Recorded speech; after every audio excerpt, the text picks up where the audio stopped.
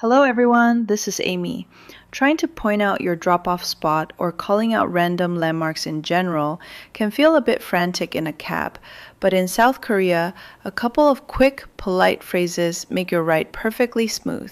It's not about being demanding or following a strict navigation protocol, it's simply a natural, friendly way to help your driver find a safe spot to pull over exactly where you need to be. When your destination comes into clear view along the block and you want to signal an immediate drop-off, you can request a stop easily. Let's practice this useful phrase for stopping right where you are. Listen closely. 여기서 세워주세요. Repeat after me. 여기서 세워주세요. On the flip side, if you spot a convenient subway exit or a landmark just a little bit further up the block, you can guide them smoothly.